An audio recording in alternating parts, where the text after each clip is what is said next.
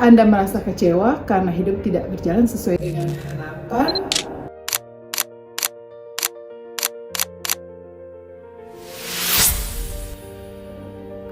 Sudah berusaha keras, tapi hasilnya tidak sesuai.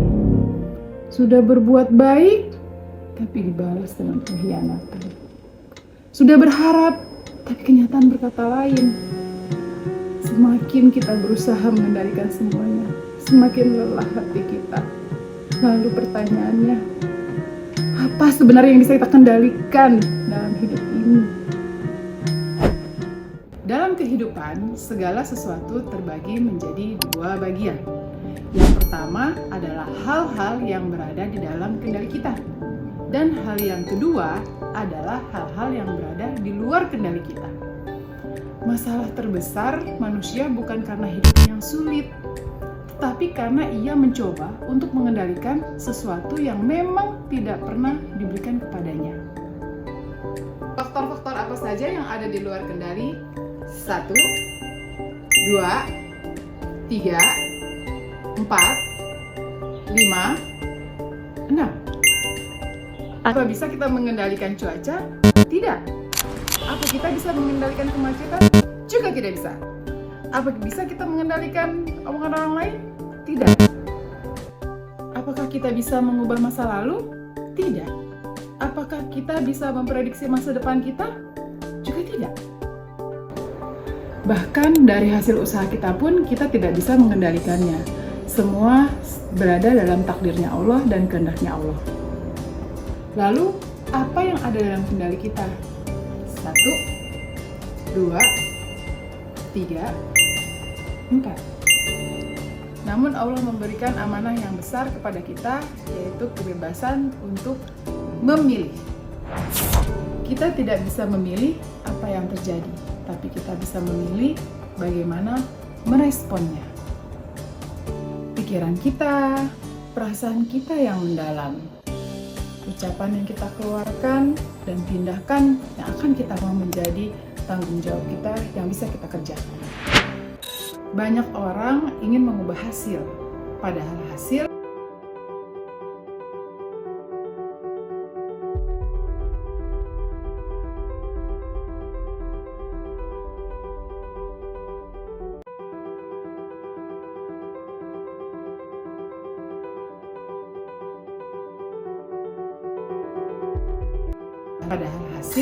berada di luar kendali. Allah berfirman, Bismillahirrahmanirrahim. Innallaha la yughayyiru ma biqaumin hatta yughayyiru ma bi anfusihim. Sesungguhnya Allah tidak mengubah keadaan suatu kaum hingga mereka mengubah apa yang ada pada diri mereka. Terdapat dalam surat Ar-Ra'd ayat 11. Yang bisa kita ubah adalah respon. Apakah saya marah? Apakah saya bisa? Apakah saya menyerah? Apakah saya bangkit?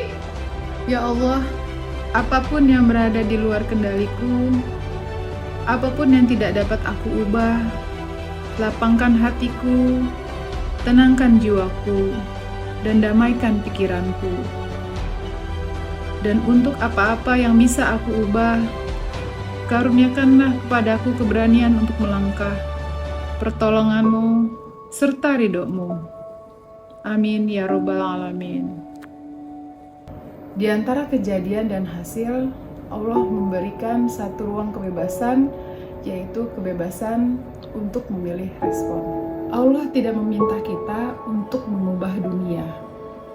Allah meminta kita untuk mengubah diri kita, karena perubahan terbesar adalah yang ada di dalam diri kita. Mari kita latihan praktis. Contohnya, kita takut kehilangan orang tua kita. Adalah hal-hal apa yang bisa kita lakukan untuk orang tua kita. Mendoakan mereka, menemani lebih sering dengan kita berkunjung ke rumahnya, memberikan hadiah-hadiah kepada mereka, mendoakan mereka. Tidak bisa kita lakukan, yaitu terkait umur mereka, karena umur menjadi qadarullah, kewenangannya Allah. Allah yang menentukan umur setiap manusia di dunia ini, bukan kita. Ketika kita fokus pada apa yang bisa kita lakukan, kecemasan akan berubah menjadi tindakan, dan tindakan akan melahirkan ketenangan.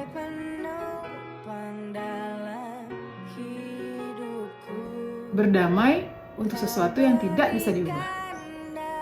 Berani untuk sesuatu yang bisa diubah. Dan bijaksana untuk mampu membedakan keduanya. Fokuslah pada usaha dan serahkan semuanya kepada Allah.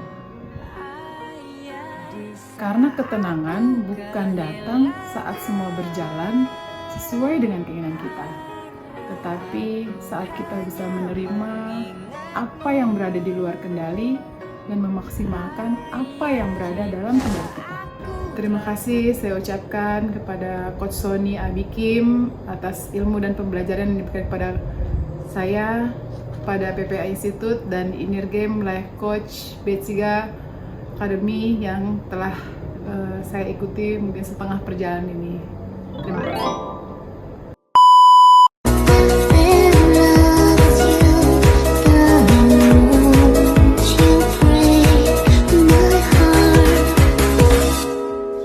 Take my hand.